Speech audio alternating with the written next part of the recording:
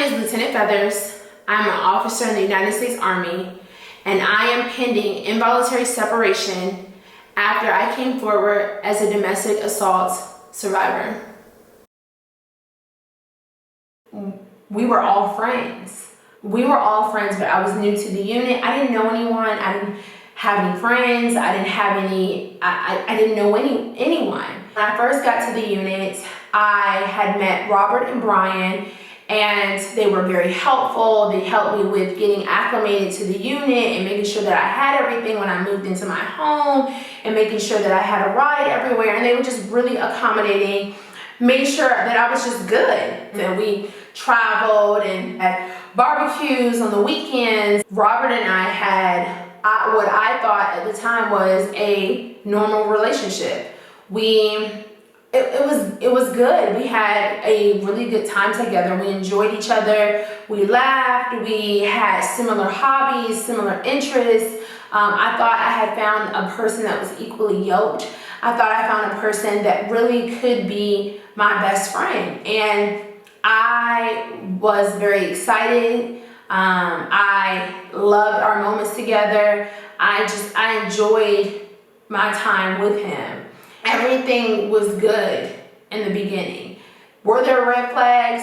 Now that I look back on it and I now am able to reflect on the dynamic of our relationship, absolutely.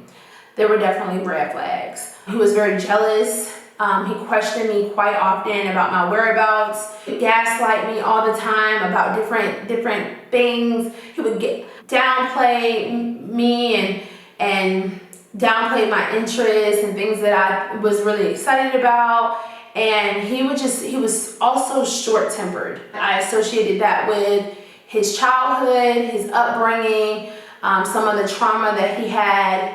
I just thought that I could be a support system for him. Didn't become physical until 3 June. 3 June was the first time that Robert put his hands on me. This particular day, he had asked me to join him. Went to Queen's Lounge, we sat outside. He ordered a Long Island iced tea and a pina colada for me. We sat there, we joked, we laughed. He introduced me to his parents. Of course, we're overseas, so it was a video call, but I spoke to his parents, I spoke to his mother, to know her, she got to know me. And so I suggested that we invite Brian along to meet us there, because they were two peas in a pod. They were the party animals, and I just wasn't in the mood for that type of night, So Brian met us at the lounge.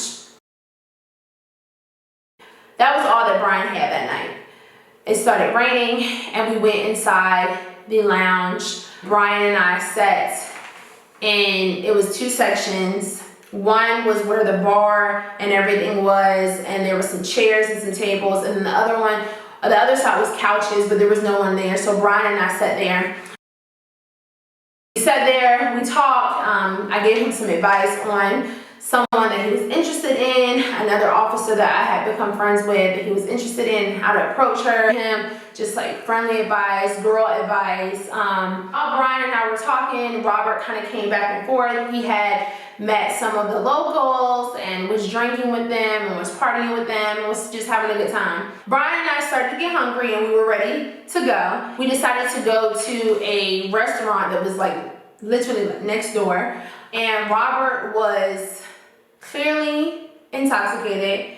He was leaning and like stumbling, and he sat next to me and he kept leaning over my shoulder, and like I kept having to like push him up and tell him, to compose himself and to get up, and so we were informed that they were no longer serving food. And we walked back to the car. Robert was walking ahead of us. So I pulled Brian to the side and I said, "Hey, you mind driving?" Because he's clearly drunk. He said, "It's cool, I drove here, but I can just come get my car later." So I said, "Okay, cool." We walked to the car. Robert gets in the car. I go to the passenger side, and Robert locks us out of the car. He refuses to open the car. He told us if we got some shit, his words, if we got some shit to say, then we can take our asses, we can walk our asses home. Brian and I tried to get Robert to open the car. Brian was on the driver's side trying to talk to him to get the car open. I was on the passenger side he had the window cracked, so I was talking to him through the window trying to get him to open the door so I can get in. It wasn't until I agreed to just let him drive that he opened the door for me. He opened the door, I got in the passenger side, and I grabbed the car keys. So I got out of the car, and he was like, Bria, come on, get in the car. And I said, no, I'm not getting in the car. I'm not letting you drive. You are clearly drunk. Like, you can't even sit up, let alone drive somebody in the car. Brian walks over to me, he's like, Bria, he's just like, he's good, Bria. I just talked to him, he's good, just let him drive. No, I am not getting in the car with this man. Like, I could not believe, like, we both witnessed the same person. We both witnessed him stumbling. We would trip in the daggone lounge. Couldn't even sit up in the daggone car. Couldn't even sit up in the restaurant. You want me to get in the car and let this man drive? And I could not wrap my head around that. And I said, absolutely not. Especially because where I was working at the time, there was a lieutenant. He was going through and currently pending involuntary separation for a DUI. And you're right, I'm going to let the person that I'm sitting here and saying that I love and my friends get in the car and drive? Absolutely not.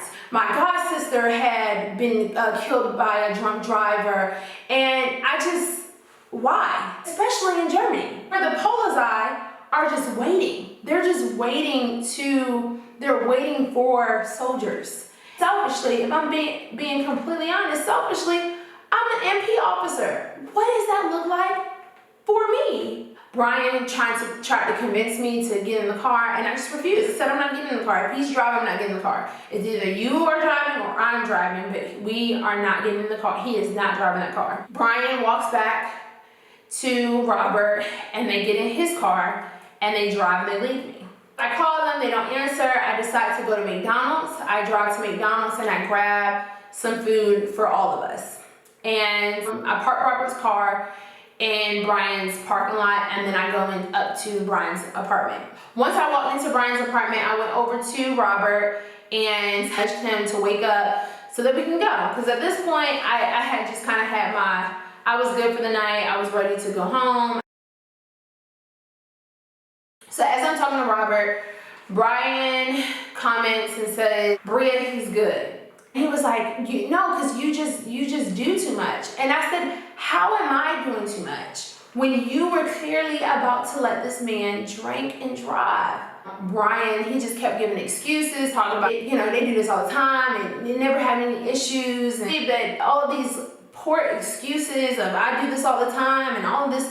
Robert at the time had got up and he was putting on his shoes and was making comments. Robert had told me to shut up 3 times. And I would not. I was messing up the vibe, and that, that I should have just never invited him if I was going to do all of this and all of this stuff. So he just blamed me for ruining, I guess, his night. Robert told me to be quiet. He kept telling me to be quiet. He kept saying, Bria, he told me, Bria, you're doing too much. Bria, she told me to shut up a few times. He cursed a few times, but he definitely kept telling me to shut up, and I did not. I kept talking. Was in shock. I was in shock. Robert got up and grabbed me and pushed me down on the couch. And he said, I told you to shut up. And I tried to get up, but every time that I kept trying to get up, he just continued to push me on the couch. Every time. I would try to pull my body up, and he would just continue to just like push me on the couch. He mushed my face in the couch. I wear glasses, so he mushed my glasses and ended up breaking my glasses, and he just kept pushing me in the couch, and every time that I moved or tried to get up or try to release myself, he would just go harder. He would just press harder and harder into my body, and at the point he had his hands, he realized that he was like that he was choking me, and he started to let up, but at one point I could not breathe. He started to press on my neck. I just went limp, and I just lay there emotionless. And Brian ran over to him, and Brian was trying to pull him off of me. He was yelling, he was telling him to let me go, and he wouldn't let go. He wouldn't stop. It wasn't until I stopped trying to get out of his grip that he stopped. Brian was able to pull him away, and he pulled him into the other side of his apartment. When he was on top of me, he kept calling me a bitch. He told me I was stupid. He said that I talk too fucking much. He said, you just do too much. And I told you to shut up. I told you to shut up. Saying to me, I told you to shut up. I told you to shut up.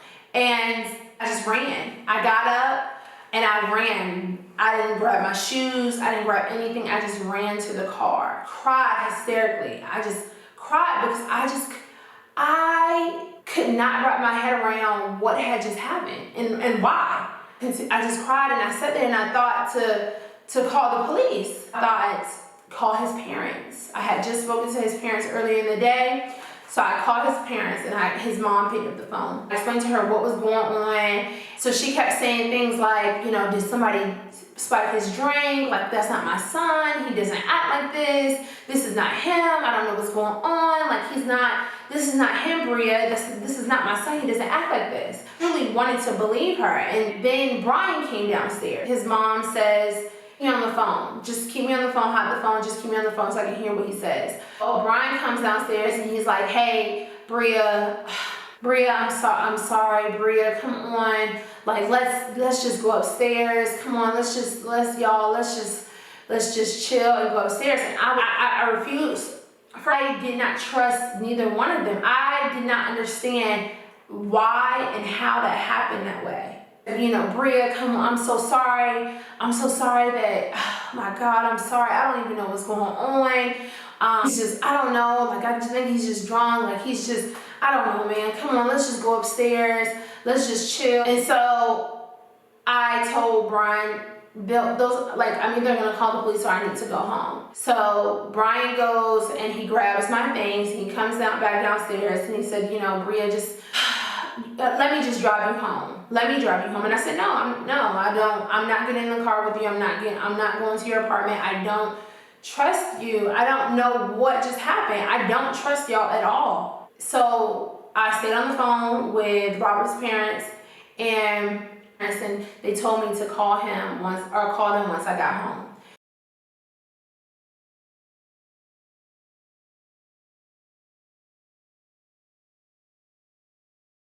Brian and I are exchanging text messages.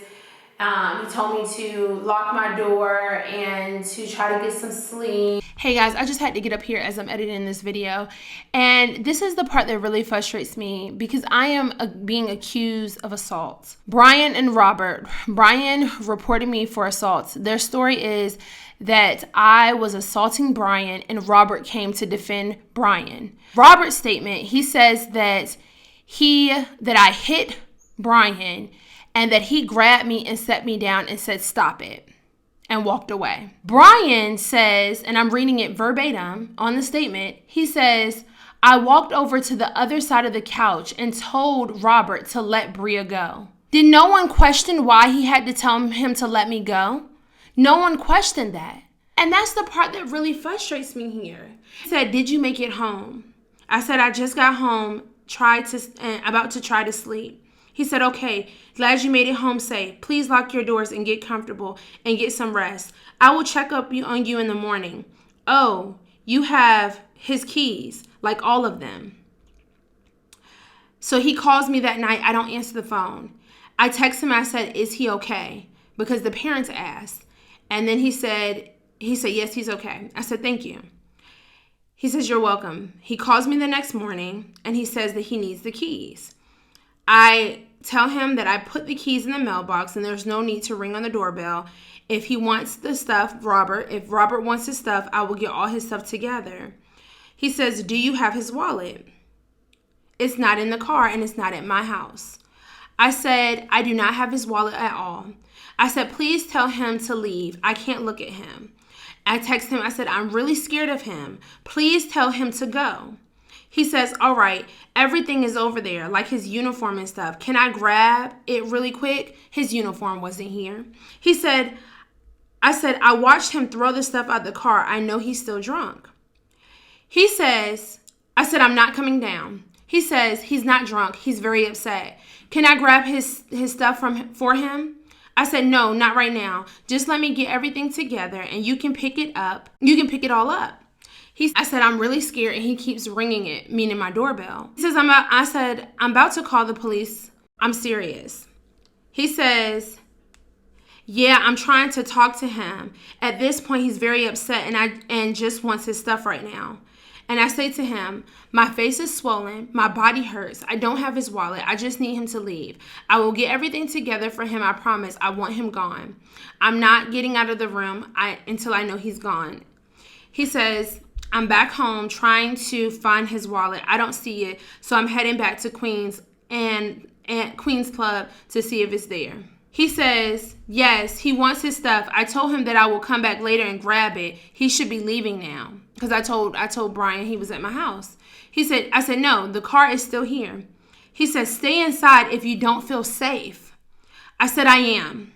He said, he left all his clothes and hygiene stuff still over there. He can't shower or any of that stuff. As if he couldn't just go grab that, but okay. I said, he didn't leave. I just gave him everything. And then I said, did he find his wallet? He said he did leave. He left, came over and got the wallet. I said he came back because at that point, Robert was standing outside of my house. I said he came back. I'm taking some time to myself to process everything that happened. I have blocked him. I just don't want any contact whatsoever. I do need you to be a friend to both him and I. I need you to be as honest as you can with him. He really messed up. If I was anyone else, this would not be happening like it is. But because I love him so much, I can't dare to see him in trouble. He's mad at me now, but he needs to know how much of a monster he became last night. This can never happen to anyone again. If a person assaulted you, why would you be having a conversation such as this? I just couldn't believe that this was happening. I played it over and over in my head and to try to figure out why. Although I was really upset with Brian, at that time, I thought that was being a friend. I thought he was still, I still considered him a friend in that moment. I still considered him a friend because I felt like he was trying to be a mutual, to make sure that I was good as well. I didn't want to get him in trouble. And I still cared about him. But I regret not doing it. To this day, I regret not reporting him. On this incident alone, I provided all of the text messages between Brian and I. All of these text messages between Brian and I. The messages from Robert's mother and I. And the photo. Robert sent me this text message after the assault. Nothing and none of it was included in my case file. It was not included in there. He told me that it would never happen again, flawed, and that, he had too much to drink. And he told me that he didn't remember any of it. That he didn't remember hitting me. He didn't remember arguing. He said he didn't remember any of it. And I can't forget it. I forgave him, and because I forgave him because I wanted to believe that it was an isolated event. I wanted to believe everything that his mother had said. I wanted to believe that he was just drunk, was what he did. I wanted to believe that. I convinced myself that that's what that was. That it was isolated, that it would never happen again. But I was wrong. I was embarrassed to have to explain what happened to me. I was embarrassed that it happened to me. I was embarrassed to have to sit and talk about it. I was so embarrassed. I just could not believe that this had happened to me. I didn't want to accept that this was my reality. I really did not want this to be, I didn't want to be a victim of anything. I knew that I had to tell my story because I wasn't being heard. I gave him everything, and it was not enough, and I just didn't know what else to do. But I also knew that what I was dealing with and what I was experiencing and the repercussions were wrong. I knew that it was wrong. I sat with it for a while. I was very depressed. So alone, and I felt like no one was hearing me. I couldn't believe it because I gave them everything that here, let me just give you guys everything so that I can just be done with this and try to move on with my life. Never happened. It just continued, and it was dragged on longer and longer. And then I went from being a victim to now an abuser. And now I have to go through classes for abuse of women and all of these stuff. And it took such a huge toll on me mentally. But I knew that what I was experiencing was wrong, and I could not be quiet about it. I couldn't remain silent. I posted that video on social media. When I posted that video, I just thought that I was going to have to continue to have to push and scream and try to get people to hear me and try to get someone to hear me and to acknowledge and to look into my case further. I thought I was going to have to keep pushing to be heard. I have had retired judges and civilian attorneys look at my case, and they're all in agreement that in the civilian sector, this would never happen like that. In the civilian sector, he would be in jail. But now, him and I, despite everything that he has done to me, everything that he has taken away from me, everything that I now have to recover from, everything that he's done to me, I am receiving the same punishment as him. And that's not right. That's not justice. And I'm not going to stop speaking about it. And I'm not going to stop sharing my story. And I'm not going to stop until I get justice.